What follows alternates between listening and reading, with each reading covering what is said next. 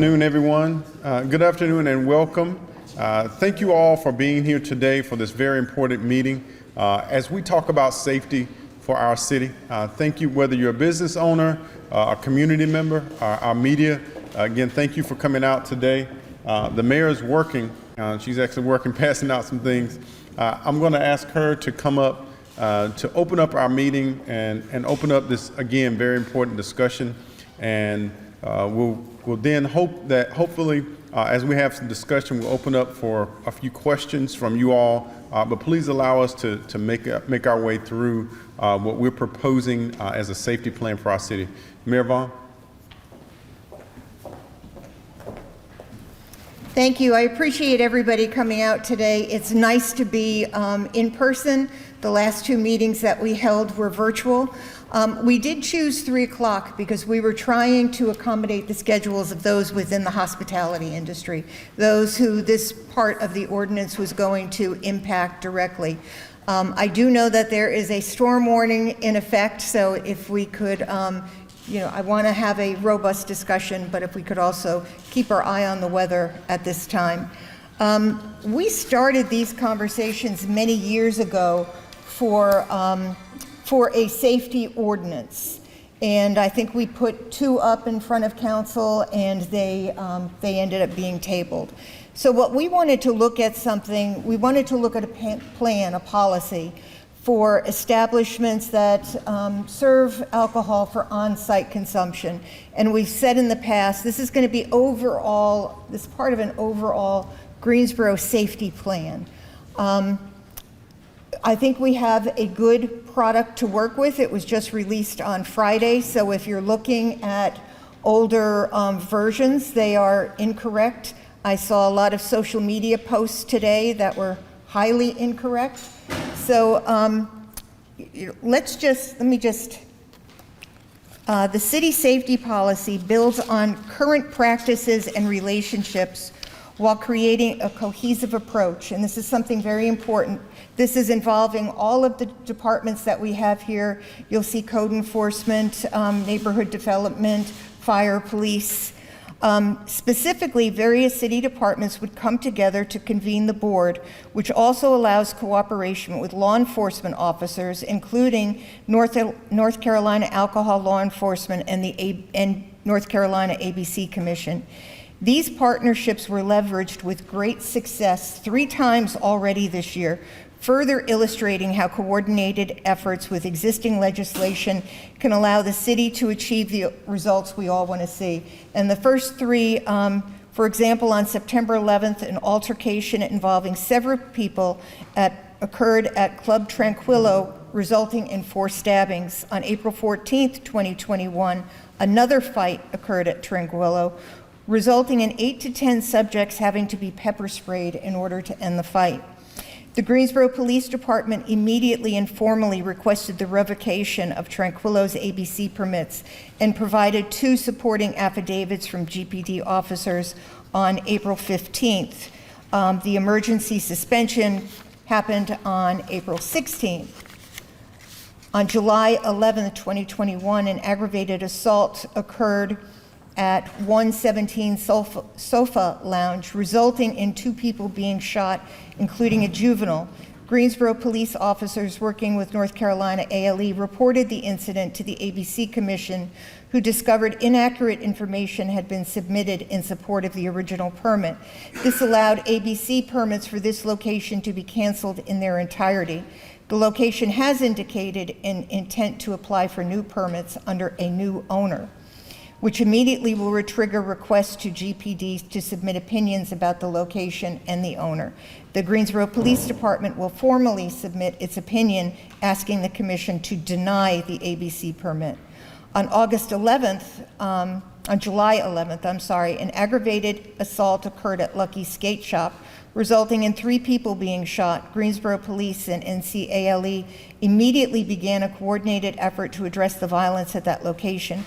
The owner of the location is working with ALE to install new operators, and new operators will be required to apply for ABC permits by the end of the week. The application for ABC permits will immediately cancel the current ABC permits for this location, at which time they will have to close. The location has hired off-duty Greensboro police officers to work there until the ABC permits are canceled. Likewise, last year, a string of violent incidents occurred at 508 Teague Street, which operated as various nightclubs and as recently as the Ambiance Event Center. When Ambiance Event Center applied for ABC permits, the Greensboro Police Department formally submitted its opinion that the location was unsuitable to buy alcohol permits due to the history of the property. The property no longer operates as a nightclub or event center and is now a car lot.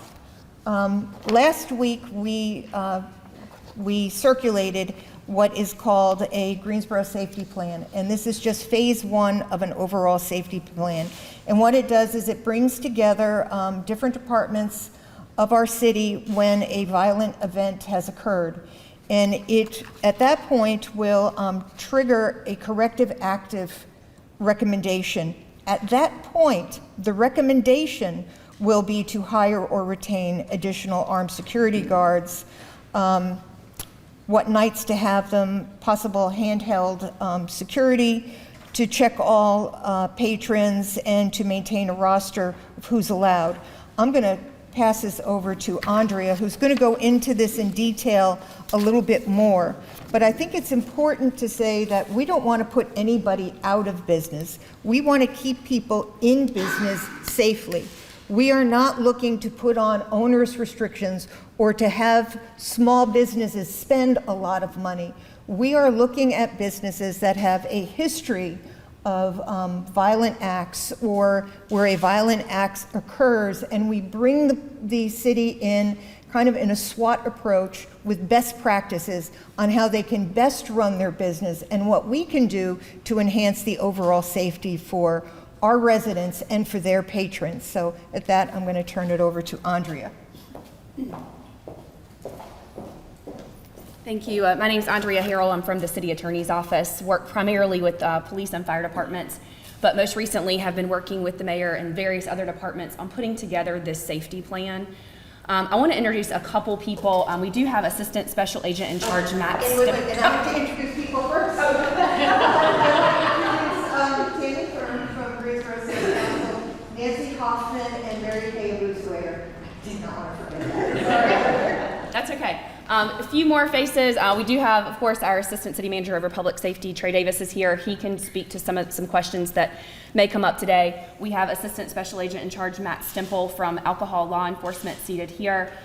We have Lieutenant Rains and Captain John Marsh. I don't know if he stepped out. Yes, sorry, I couldn't see you there. From our Downtown Command. Captain MJ Harris and Detective Ashley Hawkins from our Vice Narcotics Division, they are here. Troy Powell, right here from Neighborhood Development. We've got Tim Henshaw and Chief Sutter from the Fire Department. And then Engineering and Inspections right here. I'm sorry? Yes, Don Sheffield from Engineering and Inspections. So we have a number of city departments here that would make up this board that can answer any questions and then also maybe talk through any other issues that may be coming up as it relates to nightclubs. So the reason the mayor went through some of these specific examples of how we've had some success at assisting businesses that have a history of crime is that we do have some great partnerships with ALE and with the ABC Commission that allow us to either pull permits or close locations that have a history of violent events until they can get either a new operator in there or until they can figure out another way to use the property that's not going to result in some of this crime. This is just one extra layer on top of some of these partnerships that we already have, where we can meet with businesses, have this holistic conversation about what's going on there and why, and what changes that the business could put into place to reduce the instances of crime that are occurring there. So if a, quote, violent incident occurred, and you'll see that's defined in the policy for those of you who have a copy, and please follow up with me after this meeting if you weren't able to get a paper copy. I'm happy to email it to you. Once a violent incident occurs, that triggers the convening of a safety review board. That's a member of the police department, a member of the fire department, a member of neighborhood development, and a member of engineering and inspections, all city staff. Within 7 days, they would convene a review board, and they would invite the owner and operator of the property to come to this meeting. Let's talk about this incident, why it occurred. Sometimes it started with something that didn't even happen at the property. It's a domestic that started at home. One of them came to the bar, the spouse followed them, the fight continued. It's something that the business may or may not have even really had a lot of control over. That's great for the city to know, right? So we can figure out, okay, maybe this incident didn't really occur because of something the property is or is not doing, all right? Sometimes the property owner isn't going to cooperate at all, and that is, of course, an alert to the city, hey, this is a place where maybe we do need to get ALE or ABC involved. Maybe we need to pull permits. But that safety board, of course, can meet with the owner, figure out more about the incident, more about the history at the property, and figure out a next step. After that safety board convenes, they put together written recommendations. Well, not always. If warranted, the safety review board would put together written recommendations. There may be instances where the safety board convenes, they figure out what happened at this incident, no recommendations are needed because really the property owner could not have done anything to stop this domestic that started at home from ending up in their parking lot, right? But if recommendations are made, then of course the city can help this property owner or this operator figure out, okay, maybe I need armed security on Thursday and Friday nights, or maybe I could think about putting a fence up or increasing my lighting. All of those things that we have some, safety experts at the city, people who work in this every day who may know some strategies that property owner could employ there. The important thing to note is nothing about the safety review board prevents the city from continuing to cooperate with ALE and ABC where necessary if we get to the point where we feel like this place cannot serve alcohol. They're just not putting into place the security measures they need. And so we need to talk to the ABC Commission about an emergency summary suspension. It also doesn't prevent the current state laws around nuisance abatement. ALE has a great nuisance abatement arm that we work with already. If this is a property that they are just a history of problems, no matter what they put there, it can't operate safely, maybe the city needs to go that route. Nothing about this review board would prevent the city from going and doing that either.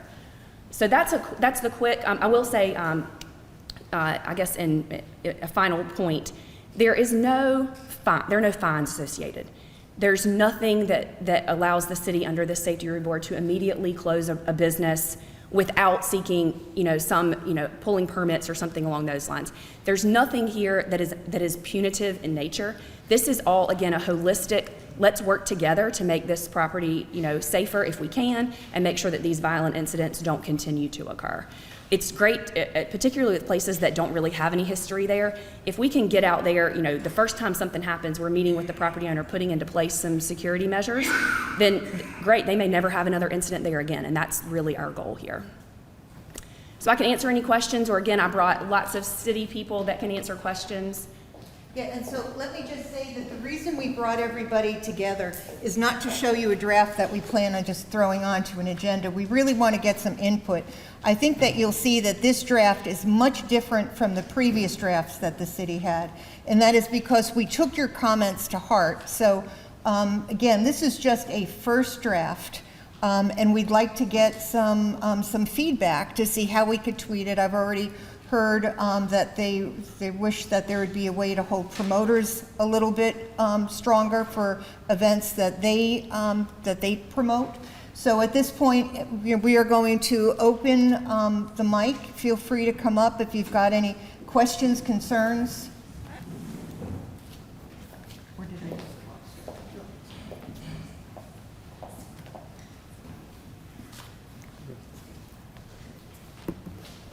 And if you would just give us your name. Jeff Melody. I have an upper respiratory infection, so apologize for my voice and the coughing. You're saying this is about safety concerns for the community, is that correct? I'm sorry? Oh, I'm sorry. I thought it was you. Well, I thought he was using that one too. I'm sorry. Jeff Melody, again, I apologize for my voice. I have an upper respiratory infection. You're saying this is for safety concerns for the community, correct? If that's the case, then why are we eliminating so many places where alcohol is consumed and served? It's not being for government-owned festivals, those type things. Everything in here that's been omitted from falling under this. Why would that be a point? As well as we're targeting strictly places that serve alcohol, but yet you have so many communities around here where there's several shootings at apartment complexes on a regular basis, but yet they're not being looked at, and saying, okay, we're gonna take community board and look at you guys and say, you guys need armed security at your apartment complex to keep them safe. So my question is, why are you strictly basically targeting places that serve alcohol? Because that's really what you're doing, is targeting one sector of the community and not going after the entire community safety. Well, Thank so you. I would say that we are going after the entire community safety, and that this, as I said earlier, this is just phase one of a Greensboro safety plan. And in fact, the city of Greensboro buildings are included because we always supply lots of security and accountability. So while it's not spelled out, any event you go to that the city of Greensboro puts on, we always have off-duty and on-duty police officers for security. That wasn't the question. And my question is, you're specifically putting this ordinance together to target people that serve alcohol. That's specifically what you're targeting. You said this. Yes. But yet there's more shootings, stabbings, and assaults at several apartment complexes. But yet they are not part. Well, You are not saying that you are putting a system together that if there's a shooting at your apartment complex, because contrary to what he thinks, an apartment complex is a business, just like a business that I run, they're a business. They're in business to make money. But yet you will not say, if you have another shooting at your complex, we're shutting your apartment complex down. But yet you'll say to a bar, if you have another shooting, we're gonna go to ALE and we're gonna have you shut down. Please explain to me how that is fair in what you're doing. So I think I've already explained that this is just phase one of an overall safety plan, and that we will be looking at other places that are impacted by violence. As you can see from the examples that I read off earlier, we are having an escalation in crime and violent assaults in areas where on-site alcohol. Again, this is not punitive. It'll only be impacted if you have an event on your property, which is violent assault. And yes, the next thing might be apartment complex. So you're saying in the city of Greensboro that there's more violent offenses at places that serve alcohol than there are the apartment complex and the activity that's going on there? No, like the mall, I Walmart? didn't. Because I assure you, Walmart's the #1 call in the city of Greensboro. Well, I know that Walmart is the #1 call, but it's So it's why really is not for Wal- violent assaults. But and why is stabbings. Walmart not part of this then? They serve alcohol, correct? Yeah, and so let me finish. You know, this is, while we said we are looking at all of the city of Greensboro, this is phase one. We are focused on areas where there is dine-in consumption of alcohol. And as we said, as people are getting out and are getting more comfortable being out and about with COVID, we're seeing those numbers rise. And we are just fortunate that those stabbings didn't turn into homicides. So the chief identified places with on-site consumption of alcohol as being troublesome.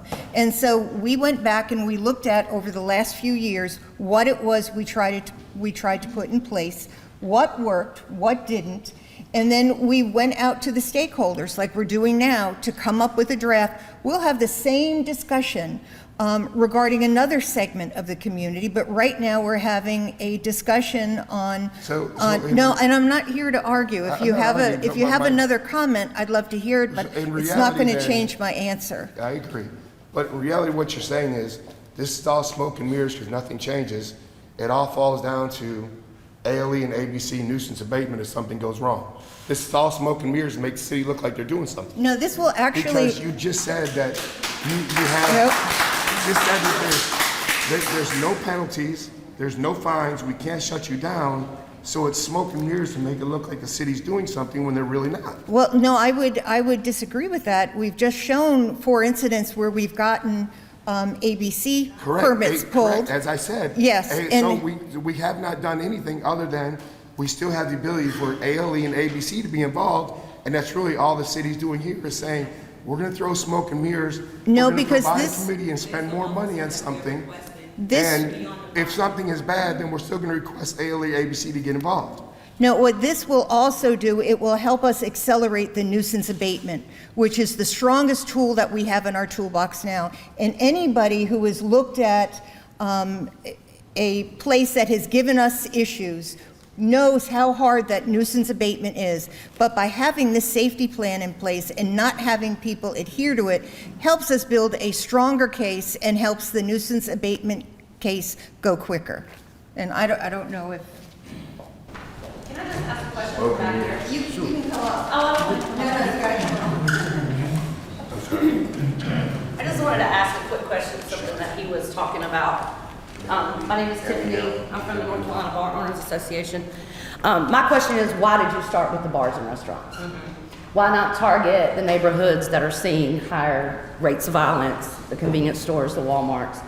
Why did you choose to start with the bar and restaurants? Thank you, Tiffany. Great question, and I think the answer to that is, how do we even get to this place? How do we get to this town hall? Why are we here? Why do you have the draft of the proposal in front of you? So the quick answer to that is, we heard from you. We heard from the community. Our elected officials heard from the community. We heard concerns, and I know everyone jumps quickly to the police reports or what incidents that we see. But one of the main drivers is that we heard from the community, or we heard concerns regarding what's happening at establishments. Now again, don't think that because you have this proposal in front of you, that's the only thing that our police department is doing to address our violent crime. To give you an answer, they are addressing issues. If we have an apartment complex or any location that has a significantly higher amount of incidents, whether that be violence. I won't name a name of an establishment or store that has more violence or more incidents than the other, but our police department does work with those locations as well. If you have an apartment complex where there's an increased number of violent incidents, then those places are engaged as well. So I just want to say that or make that known. But while we here addressing issues or what we've heard as concerns around establishments that serve alcohol or allow alcohol on their premises. Number one, again, I repeat that we heard from you. Number two, we had to look at different ways that our city could address those issues that have been issues. Whether we want to admit it or whether we want to focus on it or not, they have been issues and they have been concerns, and we continue to have increases in some areas. Now, I'll say this, in going down that area, we looked at, and some of you have heard that we had a proposal for an ordinance, and yes, we've thought about that, we've looked at that, but we did go back to you as business owners, as bar owners, and we heard your feedback, and now we're here to look at ways that our city staff can address the issues of safety, but also continue to allow you to operate and allow you to focus. Now, it's one way to hear it and say that it's smoke and mirrors, but as a city staff member trying to address the concerns of the community, but at the same time to allow businesses to operate, that's what this plan is focused on. How can we communicate with you so that you can continue to operate, but operate in a safe way?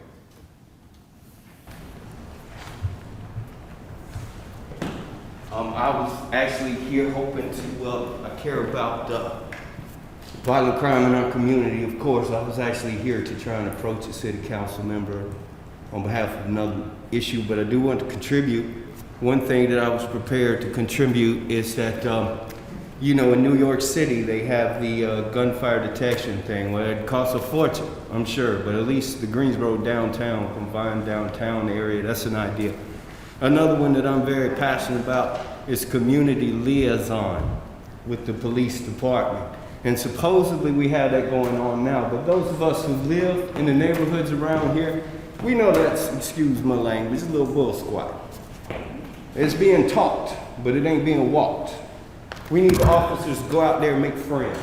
Show who's the good guy. Show who's the good guy. Be good guys, be friends. Talk to these people on the streets.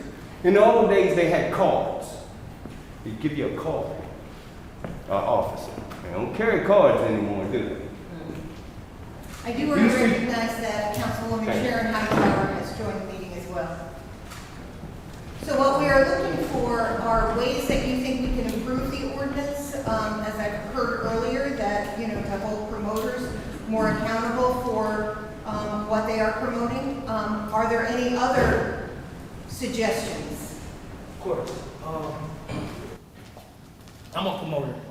All right. So, I'm a promoter. My name is Darrell Jackson. I'm from here. I'm from Greensboro, and I'm a promoter. And I really feel like we're pointing the finger at the wrong people. I feel like it starts everything has a leader, and right now you guys are our leader. The city is our leader.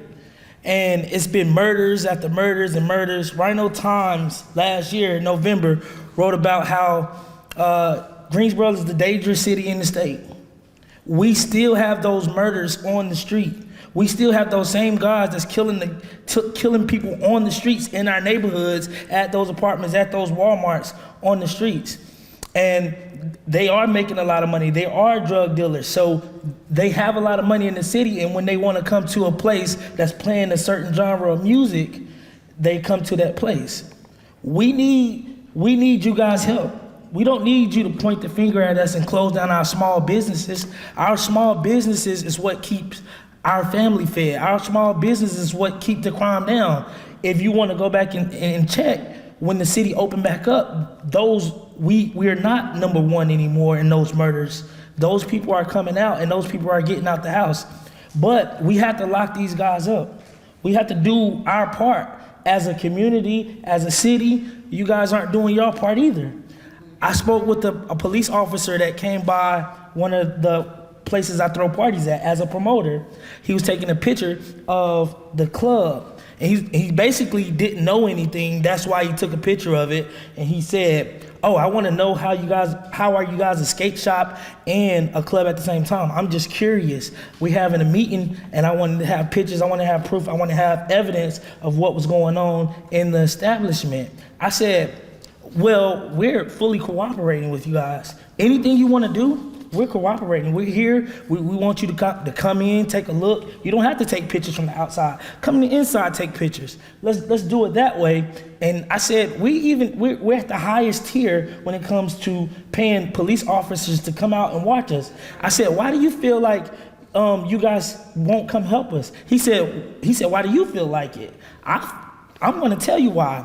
Because if I can go to a Harris Teeter, if I can go to a CVS, make the same amount of money, and don't have to get in to any engagements with anybody, which I know it's going to happen, another shooting is going to occur. This is coming out of his mouth. Another shooting is going to occur, and when that shooting occurs, I don't want to be here. This is exactly what he told me. I'm not going to say his name because I appreciate his honesty, but this is what he told me, and this is really how they feel. So what is your suggestion? My suggestion is, don't shut down little businesses.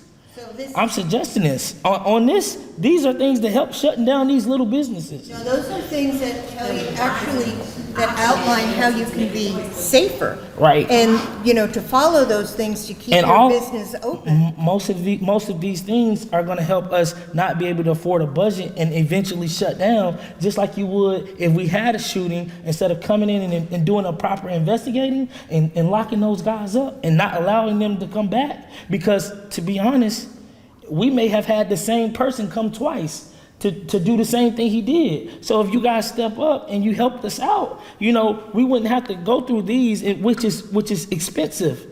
Having an armed security guard at all times is expensive. Not only that. The county and the jail needs to keep these people locked up. Is that what you're saying? I'm saying that people need to be held accountable outside of small business owners. That's all I'm saying. You guys are trying to hold the small business owners accountable when really with this community, if they see a guy with a gun, that's even more threatening than a regular security guard that's dressed in all black. So they already don't trust our police. What makes you think they're going to trust a pedestrian with a gun? You can hire security from other companies. You don't have to hire security from GPD. There are other organizations that work security. But you guys are public safety. You're supposed to keep us safety. So just because we own a bar or we own a small business, we're not supposed to be, secure too. We don't supposed to feel safe by you. Well, we just wouldn't come and provide private security for you. even if I could call the police and have them sit out there, it's a party night. You know, you want to blame somebody like the promoter. The promoter doesn't get paid. The promoter really doesn't make any money. The promoter may be helping the owner out. The promoter makes money. As a promoter, how do you feel about promoter permits?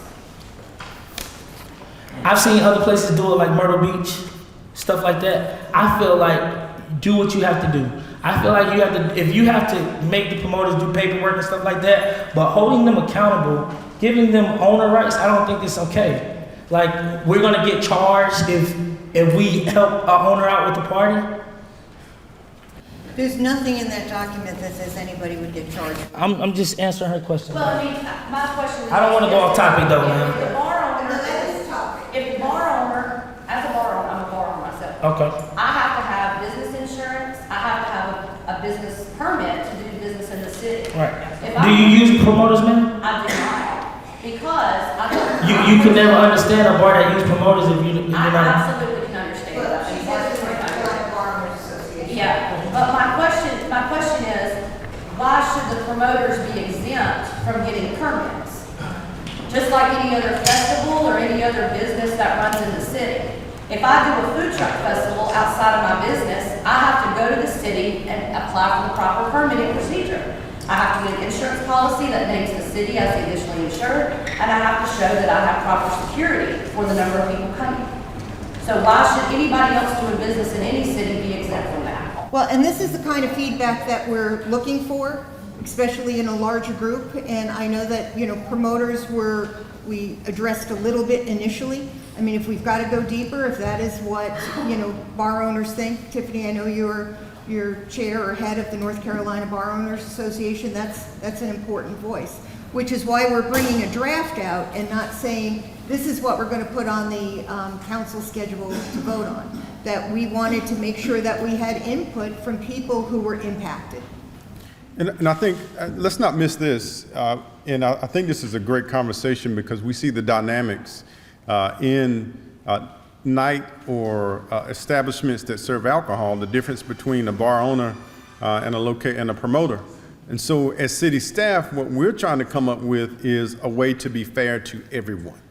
And back to your question, I think the reality is you described the beginning of how we get to the right place. And that is your communication with the police officer, your open and honest communication, whether it's feedback that you wanted to hear, whether it's feedback he wanted to hear. And back to the core of what this proposal, what this draft is about, it is about city staff's communication with you all as business owners so that you can continue to operate. Nothing in this policy describes how, as Attorney Harrell said, that we will immediately close your location, or nothing is about closing properties as it is safety and you continue to operate. Yes, please.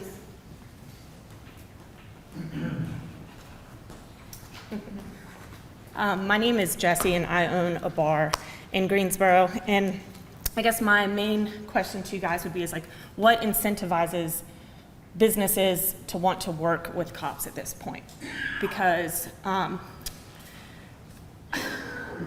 to say it nicely is, so I've owned my bar for 15 years. We're one of the #1 top ABC accounts in North Carolina. We're very busy. We're very good at, like, we have the ID scanners, we have the top of the line camera system. We work with cops constantly, but we have a lot of crime on our property. We had shots fired a week ago, and we still can't get a cop to come and give us a case number. We can't get a case number. We have the guy's ID being scanned in. We have the camera footage of him going to his car to get his gun. We have camera footage of him walking across the street to shoot the gun. And we have called 3 times, and no cop will come and answer our call. And at this point, I'm wondering, like, what incentive do I have to work with cops if it's just going to be a strike against us? 1, and 2, how do you feel about us as being victims? Because at this point, when a crime happens on our property, we are victims. None of us asked the crime to happen. And at this point, we're victims, and now I'm guilty until proven innocent. And now I'm busy, I can't find mustard, I can't find to-go boxes, I can't find staff, and now I have to go downtown and prove to you guys that I didn't do anything wrong. And what happens, I've been in this business for 15 years, shut down BG McGee's, or you shut down Tranquilla, those bad actors, the people, not the business, come to our business, and we had a good thing going, and they ruin it. And I have to work so hard, and I try to hire cops, and I can tell you about 20 times in the past year, they cancel because there's no cops. There's no cops to come and help us. So we're sitting here. I'm closing at midnight, losing $10,000 a week because I can't do it. There's going to be a murder on our property. There is, and it's not because of what I'm doing. It's because of the city. It's because I can't see a cop. I used to see a cop every 10 minutes drive down my street. I haven't seen a cop in months. What are you guys gonna do about that?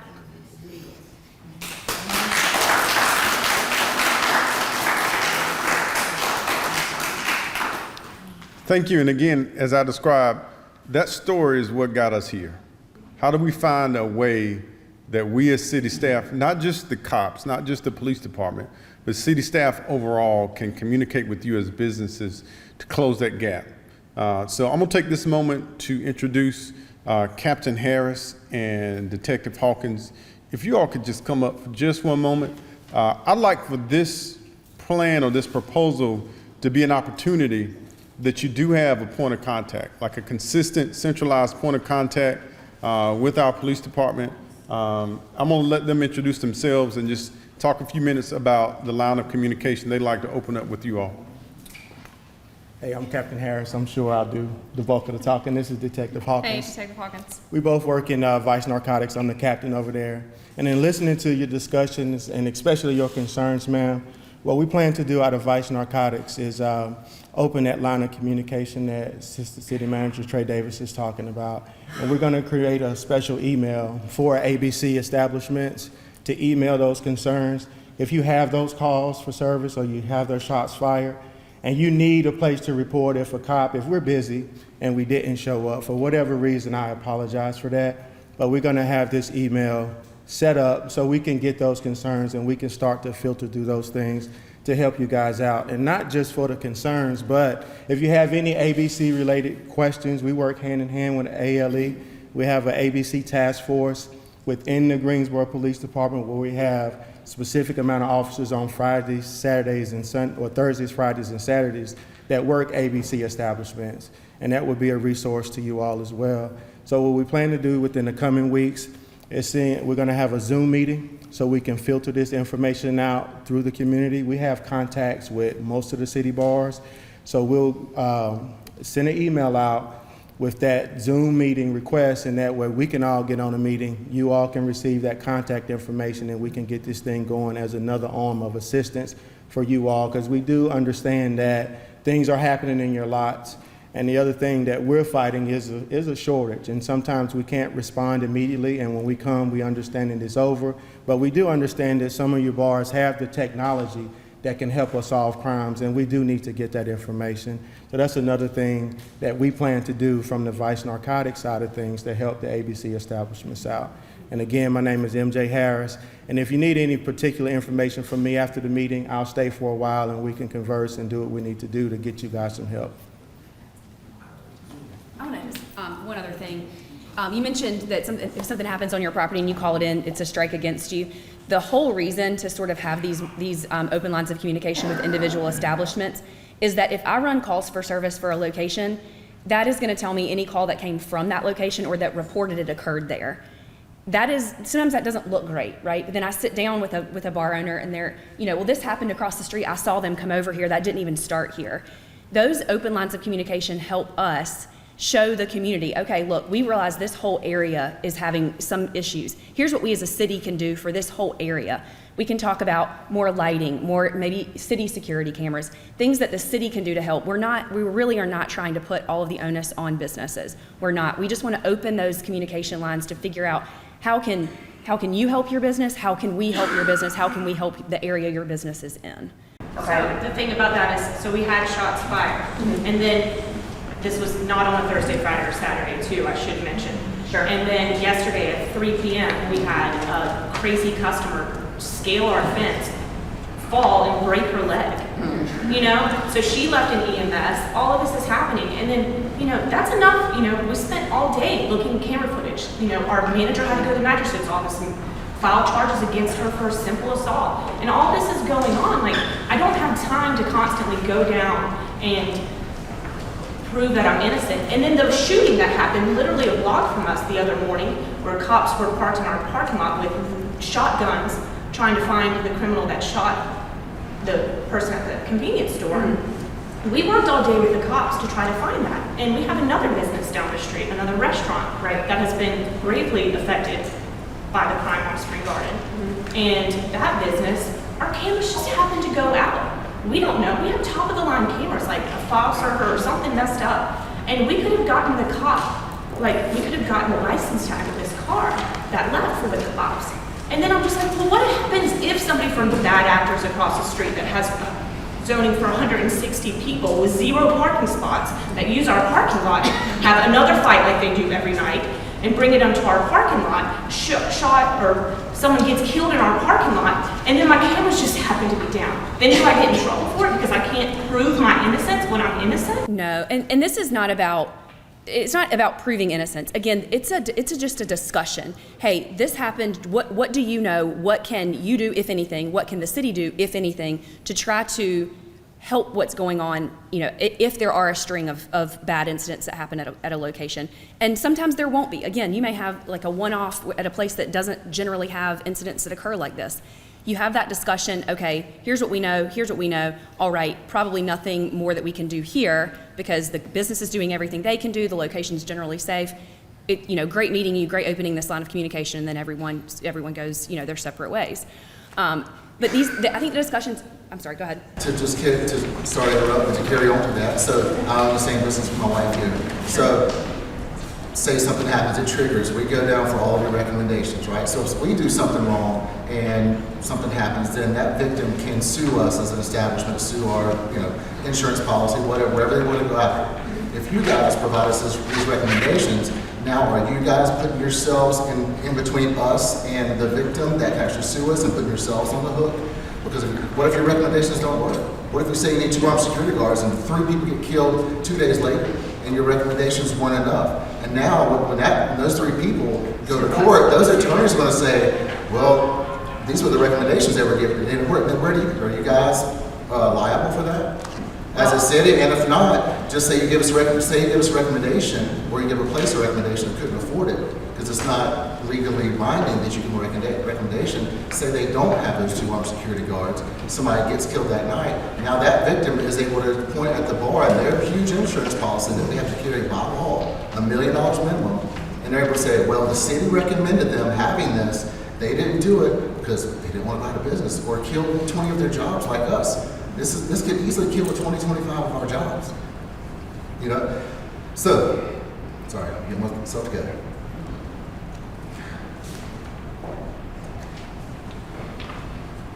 It's just tough. Got a lot of families that work for us. Sure, absolutely.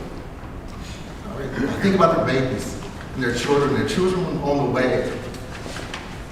And this is something that could easily destroy by us having to tell our armed security and cut their jobs. Yeah, I have to say, sorry, you can't work here anymore, but I'll try to get you some money. I'll try to pass some more clothes down for your kids.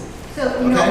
And so the thing is that attorney of that victim now, because they could say we or someone else couldn't afford their own security, is going to in court say they didn't abide by what the city recommended, sue their pants off, and then you're out of business. So either way, you guys are either signing up to put yourself on the hook, to where if your recommendations don't work, then they can sue you. So hopefully you're going to add that in here, because if you're really here to protect us, and that's really what you're saying to do, because you are our representatives, am I right? So if you are, then you're putting yourselves in line between us and that victim at that point. We are trying to protect you, and we're trying to protect your patrons. And, one thing that Andrea said is that, all cases are looked at on a case-by-case basis. It's not just because a report was called in to where your business is or why your business. They are looking at those reports to see what exactly they entail. We are trying to partner with you and also to make the public safer. I think it's important that we have these discussions and that we get some ideas, because if we just throw up our heads and say, oh, well, there's nothing we can do about it, then the city's really at blame. Mary Kay said in the city meeting that when she went on the ride-along, all she heard was 10-100, 10-100. I didn't know what that meant until that. It means no officers are available to respond. And guess what that does? When I'm calling the police and I've got two people getting ready to fight, or somebody saying about to go to their car to get a weapon, over the years I've been able to call the police, and they come, they break it up, or they do whatever. I'm able to trespass that person for life. And if they ever come back on my property, I get to arrest them for trespassing, and everything is diffused and resolved. It didn't get to escalate. So now you guys, with a depleted police force, have put us in this position, and now you're holding us accountable if something goes wrong. It's not fair. It is not fair. You're putting the cart before the horse, and if you, correct me if I'm wrong, 2020, they had a record of 61 homicides.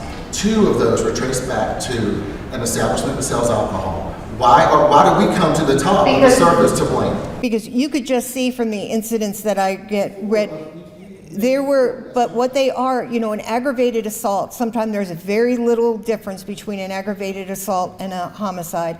And as the police department will tell you, they have seen those assaults go up significantly since the end of COVID. So it would be malpractice of us not to look at that and see what is it we can do to keep Is it malpractice to not have a police force that? So Police officers and detectives tell me all the time, including yesterday and the day before, that it's a joke that restaurants are being blamed for this. To my face, police officers and detectives are saying that when I tell them that this is what the city is saying, they laugh at it and say that's a joke. Actual police officers. And they, of course, they don't want to say anything because if you're their job, they're losing their benefits, as we all know, and some of us know. But the deal is they're telling me, but I'm asking them is this really true? Because, and last question, do you have the statistics to back up all these claims, and will you provide those today? Yes. Again, to address one comment, I think one central comment is about police staffing and what we do. Number one, our police department is addressing those police staffing issues. I mean, it's something that's going on across the country.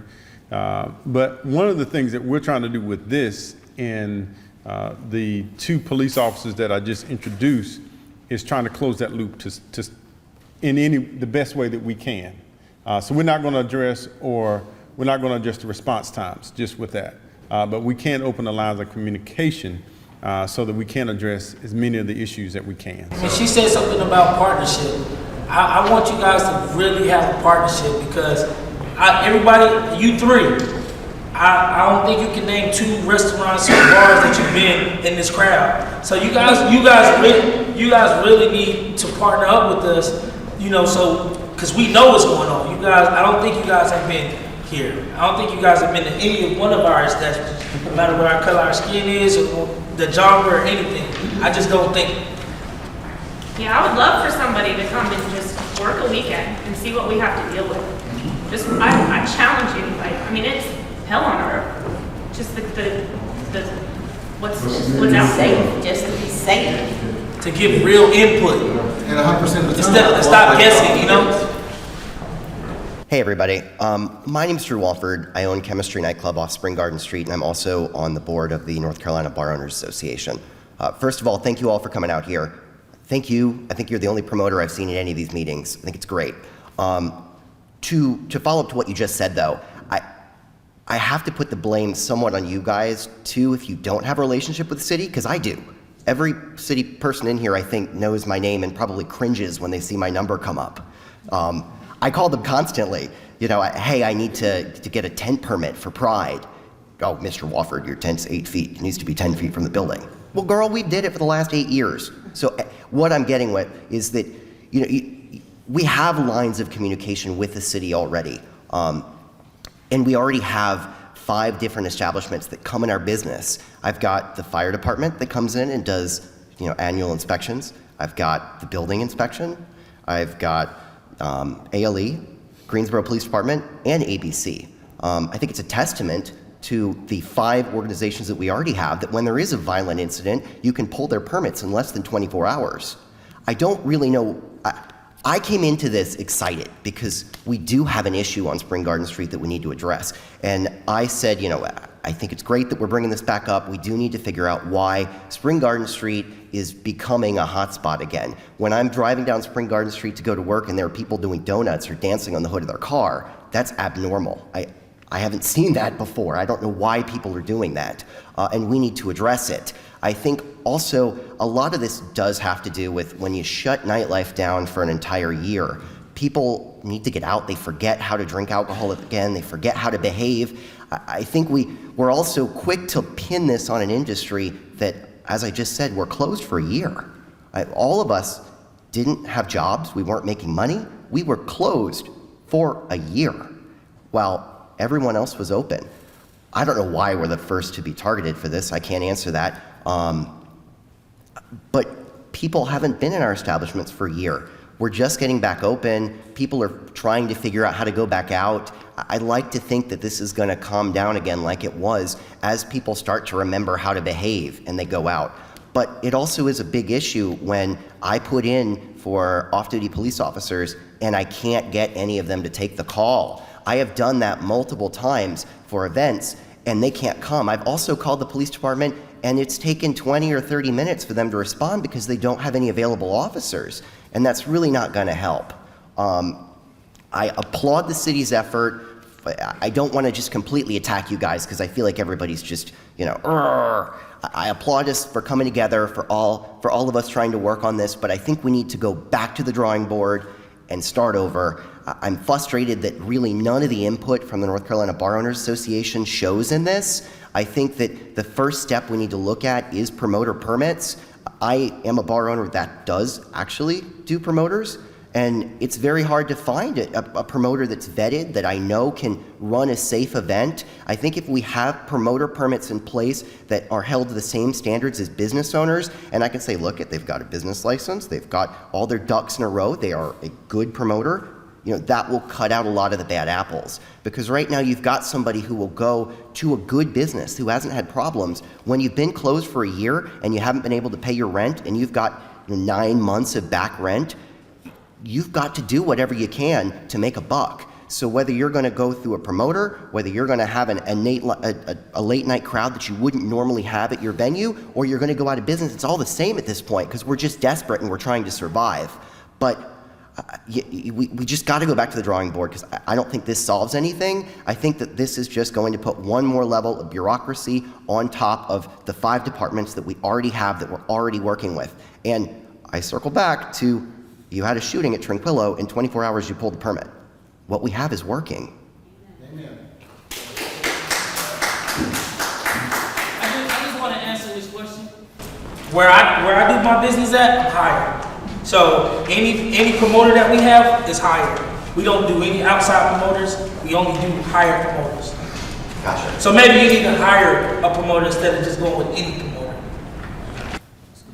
Well, real quick, I didn't read that, but what I've heard is that, first of all, the community, how are we defining the community that's being affected by these issues, first of all? Second of all, this is not a blame game. This is an issue that has occurred over the past 60 years, and we can pinpoint when it started, okay? So that's the first thing, is that we need to go to the drawing board with an actual solution that doesn't target our businesses and also doesn't characterize people as bad players or bad people in a community that's been subjected to oppression and all other types of stuff over the past 40 to 50 years. And so what we're seeing is the communication between our police department. I've been on the scene of a murder. I've been out here and worked with the police, and I've seen the reaction and how they act on the scene when it's time to handle business. Okay, so let's be real with it. There's a lackadaisical feeling about the way that they carry issues in our community. But if there was a call about me as a black man being in the street with a gun, they'll be around the corner in 5 minutes, and that's a fact. With about 8 officers when there's a shortage of officers. So the fact of the matter is that our city is prioritizing what issues matter the most. Okay, that's what that is. Okay, and we're doing this. Point a whole bunch of fingers, but the fact of the matter is there's a bigger issue going on that we're not addressing. Like my man said, we're putting the cart before the horse, way before the horse. Okay, there's a bigger issue, and that, I think we all understand that in this room as adults. If I look around, I don't see the community here. I'm just being real with you. I see business owners, and they are being affected. They employ our people, but I don't see the community here. I don't see the young kids that are being affected by this. I don't see the kids that are unemployed. I don't see the programs here that are in the community working with these people that are killing people and vice versa. So it's more than just this issue. This paper is pointless.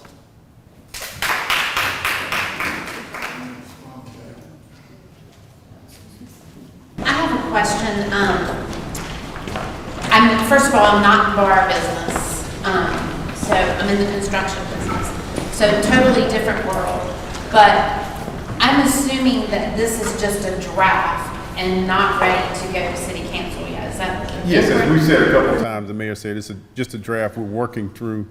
And again, that's why we brought everybody here to get feedback. And we've had a great amount of feedback today, which we greatly appreciate. Because this, what I thought we were looking at today was the 2015 draft that was similar to this. This whole scenario reminds me of something called RUCO that they use for people who rented homes. And it died on the vine. It went away because it didn't work out for the stakeholders. No, it went away because the legislature took it away from us. Okay, well, it didn't work out for the stakeholders, so people lobbied in Raleigh and got it taken away. The landlord. Yeah, the landlord did. So whether it happened at the local level or the state level, it really doesn't matter. It happened. What my question is about this, and I guess this is to Trey or the city attorney, will this, if it becomes an ordinance, or when it becomes an ordinance, if it does, will this be applicable to the city of Greensboro's venues, like the Greensboro Coliseum, all of the parks where alcohol is served? I can think of one that happened prior to COVID. I think it was called Super Jam or something at the Greensboro Coliseum. I had a lot of friends that's in law enforcement, EMS, that had to work it because they had a prediction of a lot of overdoses that were going to be happening there because of drug use. I'm sure you guys remember that. So we had to really put all hands on deck to be at the Coliseum. So violent crimes and deaths and overdoses, how is the city going to be held to the same standard that's in this draft that a private business owner sitting in this room or a promoter would be? So let me just say that the city already is held to this draft. We have officers there, we have EMS there, and we've got metal detectors in all of our coliseums. The Coliseum doesn't allow anybody to bring in a bag that's bigger than 3 by 5. So yeah, the city is accountable, and the city has been accountable and will continue to be. And let me just actually the scenario you just gave was perfect and an example of what the city does to address events that could be a concern. It wasn't super jams, it was, I think, Base Nectar or an event. Yeah. So I being one of the city staff who raised concerns to address the safety issues, and many other city staff did as well. But I can tell you that, yes, I think interim city manager Chris Wilson is in the back, who's been over those event operations for quite some time. Those events or venues are very heavily looked at anytime we do have it, but I want to reiterate that this has no intention of being an ordinance. Yes, there was discussion at some point to create an ordinance, but after hearing from the business owners who are, some of which are here now, we heard those concerns. Again, our intention is not to create an ordinance that would generate fines or penalties, but it is a safety plan so that we can work together with the businesses. I'm really excited about this young man who is a promoter who's here because those are the types of relationships that we want to have so that he can voice his concerns directly to us, and then we then also can reply to him directly. So Ron, can I just butt in real quick? So, it says draft all over it. I think we were very upfront to say that the old drafts were not in consideration anymore, that we were going to have a series of stakeholder meetings regarding this draft. We'll tweak this a little more. We'll bring people in to comment on that. There is no rush to get this to city council. While we wouldn't adopt an ordinance, it's possible we could adopt a resolution outlining a new policy, which is what these conversations have done. They have helped us put a policy and a plan in place. Ron? To the bar owners and promoters, there's a difference between a bouncer and a security guard. Security guards are licensed through the state of North Carolina, and we have to carry a badge. Some of you guys got bouncers out there that look like street thugs themselves. Second of all, I'm gonna come out with it straight. There's a difference between an African-American club, hip-hop, old school, country western, Latino.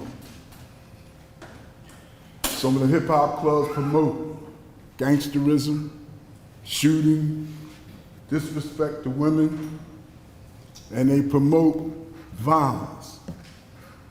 Some of the other situations that will solve the problem is a 4-letter word, love. That solves the crime problem.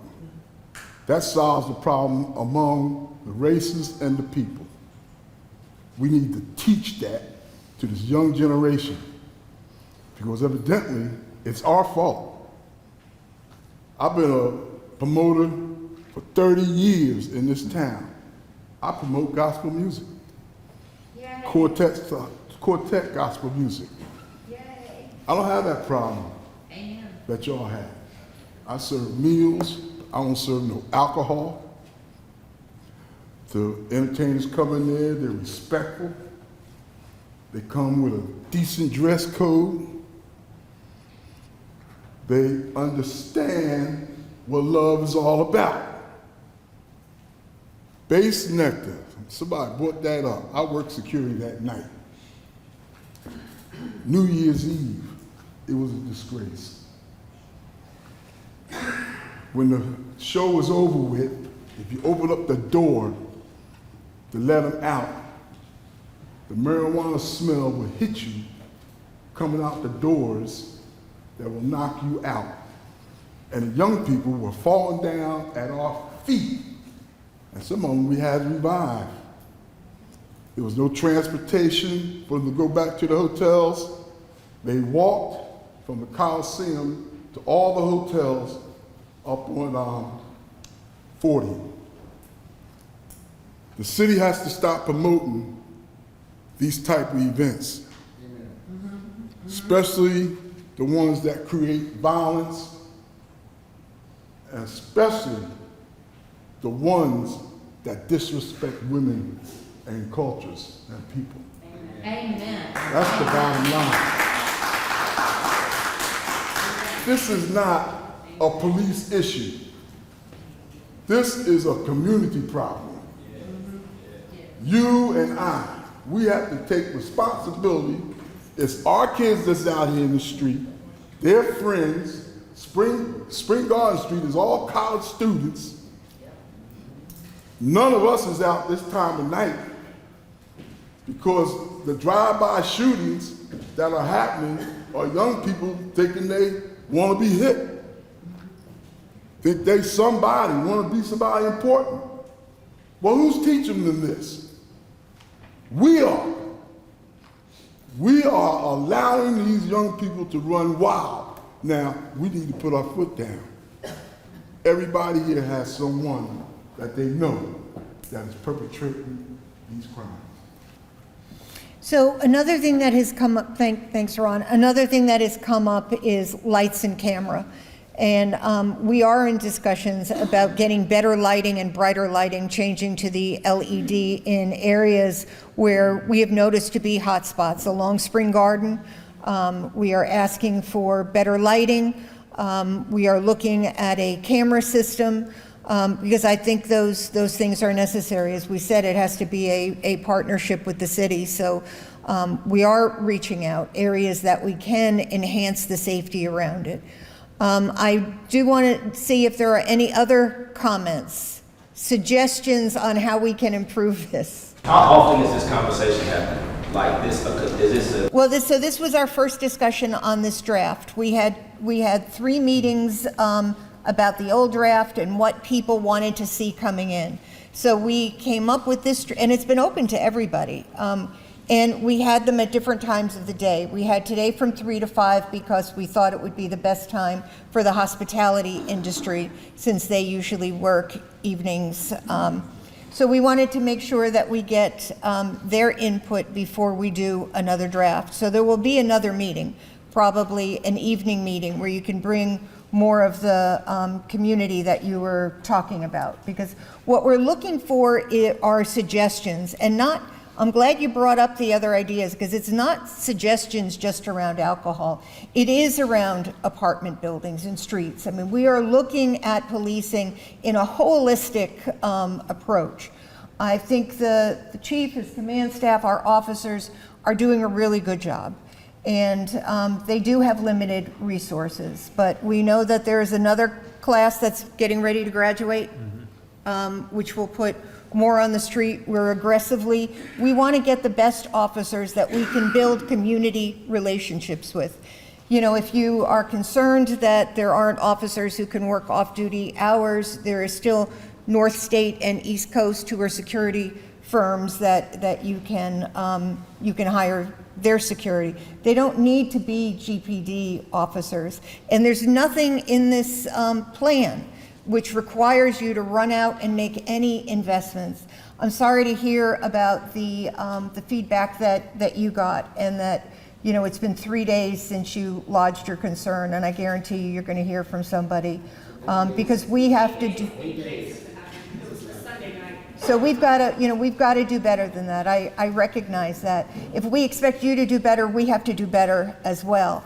And so, you know, you have our commitment. We just need your commitment to help us work together, whether it is bars and restaurants, apartment buildings, you know, the Walmart. We need to look at all of this. This is just one section. So I appreciate your input. If you want to give us any more suggestions, we'd be happy to have them. I want to say one quick thing to your question. One of the things we thought about was having a quarterly meeting between city, not just the police department, but police department including other city staff and our bar owners. So I think that line of communication would be good. That way we're not waiting until everybody's frustrated and we have to have something happen. We have a more consistent line of communication. I'm sorry. Yes, sir. About this safety review board. So you say that this is a partnership with the community, but all I see here is city staff that will be on this board, and I would, guess that none of these people on this board will have wearing a business, and so we need representation from people inside the board so that they can be that voice on it. Because if you're only going to have 4 city staff members and the offenders that as we call them in this conversation, there's nobody really there to give that business perspective of, hey, this happened because of these circumstances and we need to cut them some break. City staff is just going to kind of come down how they're kind of directed to. I would definitely say that's something that needs to be looked at. Very good point. Thank you very much. We've thought about that, and we're not ruling that out. One of the things we wanted to make sure we do that is that we're fair to every business. We don't want to have someone on that board who is a competitor of another. And so if there's a way that we can have a person who is a community member or a business owner part of that board, then we'll definitely look at it. So thank you. One of the things we did think about was having a peer, and so if a business wanted to bring another business owner of a similar type establishment or maybe a totally different type of establishment to be part of that discussion, certainly that would be welcome. One other thing, I didn't get in on this earlier, Ms. Jessie, I'm sorry, what was your last name? Kirkman. Ms. Kirkman, thank you for all your comments, by the way. One of the things that you said a couple of times is being called down to the city for a meeting, and that's not the intent here. The intent is a much less formal meeting than that. I think our officer, and I know we've done this previously, officers would come to your business or wherever it is that you want to hold this meeting. It is not going to be this judge and jury in the city council chambers. It's a discussion. We want to work with business owners to try to see, okay, what's going on? What can we do to help you, if anything? Yeah, and I will say, I think that's where a big disconnect is, because I don't think you know what we're going through right now as a business. I just want to shower. It's been the worst 2 years of my life, and it's every time I turn around, it's what hurdles in the way now, whether it's Governor Cooper or a mask mandate that now I have to enforce, that literally people punch our staff over because we're asking them to wear a mask. Oh, there's another incident, there's another meeting, there's another this, and it's just this like, I don't want to do it anymore. I want to sell and I don't want to invest in our city anymore. I don't want to. I have over 100 employees. Well, you know, I only have 70 right now because I can't hire any, but we normally have over 100 employees. And these are employees that are our family, and I don't have the incentive. I'm losing the incentive to fight this fight. And it's just like, I just want to sell sandwiches and PBR, you know, like I just want to be a part of my community. I want to host fundraisers. I want to do all these things. And now I'm just like, oh, I got to leave my schedule here because I don't know what's going to happen because the city's so awful right now. That now I'm going to have to defend myself. And it's just, it stunts creativity. You know, it stunts creativity. I just want, you know. Well, and Mr. Hartman shared some very similar things at a previous meeting, and it did cause us to rethink a lot of what we were looking at based on, you know, some of the struggles that the industry is facing. So we do appreciate you sharing that feedback with us. Thank you. Can I make one last quick point, if you don't mind? And I think it's an important distinction to make that kind of it's blurry sometimes from certain people who may not look at it this way. But if our establishment held, say that you guys did your base nectar, we had a small base nectar, and we staffed it, and we prepared for people to overdose, and we you know, all these things, not only would the cities be like, oh my God, how are you doing this? You guys are crazy. If that happens, we got a line of ambulances out front, take people away who have overdosed. Obviously, all permits would be gone faster than we can even pull them off the wall. So number one, that's number one. If we did that, we're operating under the law. The Coliseum, who's going to be given an exemption if this was in the ordinance, operates lawlessly. They get to operate above the law. They get to, if there's 20 shootings in a month, this ordinance doesn't pull their liquor license, doesn't pull their ability to serve alcohol, right? And it doesn't. So we all need to be feel like we're on a level playing field, and I think that's really part of what fuels this fire of frustration with us and many business owners that we're talking to, many officers I'm talking to, and quite a few detectives. They when I tell them that, they're just like, yeah, it's crazy. They're going to, the tenure center's going to get an exemption because it's state run. Well, that's very nice when you have taxpayer dollars to pay for all the security and you have priority to security. We have to sell more hot dogs. We have to sell more hamburgers to get that security. We can't just dip in the taxpayer's wallet without them looking and pay for it. And then tell everybody, we never have shortages of security because we're not using taxpayer dollars. And so it's a very unfair thing. So number one, if it's truly about safety, there will be no exceptions for anyone, including state-run properties like the Tenure Center and the Coliseum. And two, and the last point I'll make, again, if you guys are going to make these recommendations for a place, then you are putting yourselves on the line between that business owner and the person suing them. Because you're making recommendations that may fail, because all of your experts have all these great ideas of what will do it, and if it fails, I think it would be hypocritical not to put yourself on the line to be sued. Yeah, and I was saying too, the Coliseum is not state-run, and they are subject to the same state laws around alcohol as everybody else.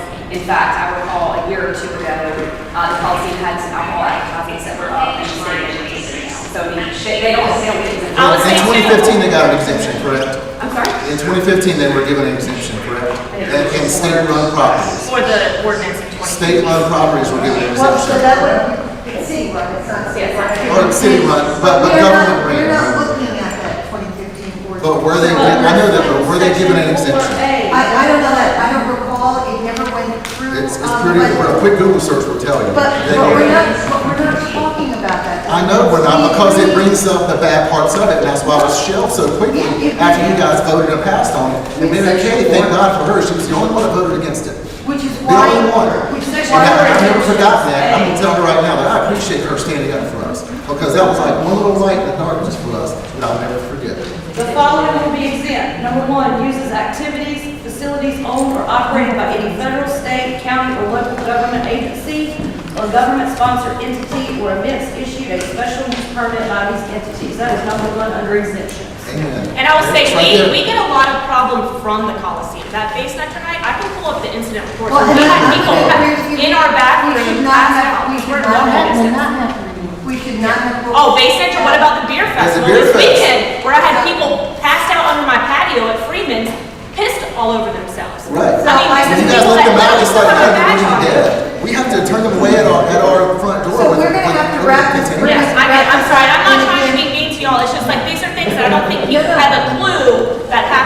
This ordinance is unnecessary. I don't want to say I'm happy to hear your frustration. I'm happy to hear your comments because I think this is very helpful. But what we want are suggestions, and you've given us some suggestions regarding the promoters, the board, and I think there were some others. You know, we'll go back and we'll take a look at this and we'll massage it. And in the meantime, we are looking at other areas of the city that we know need enhanced safety. And we are also, you know, as I said, we're looking at the lighting and the cameras. So we're looking at a holistic approach without turning into a police state, which I think is real important. And I know that Trey wanted to say something. And one of the consistent questions or comments that we heard was about police staffing. So the city council did pass to allow the police department to have an increased staffing this year, which we have added. But you know, we have to allow time to recruit and train and place those officers. So those are things that we are working on, and we're consistently looking at other areas. I'm sorry to have to look over a few of the remaining hands, but I do want to respect everybody's time. We will continue, again, as the mayor said, to engage you all as business owners as well as community and talk to folks about what we're trying to do. Again, the key here is first safety, but also how can we keep our businesses going and running and all be in a fair manner. Again, thank you all for coming out. We'll hang around as city staff for a few moments if you'd like to pass along your information or get our information. Thank you again.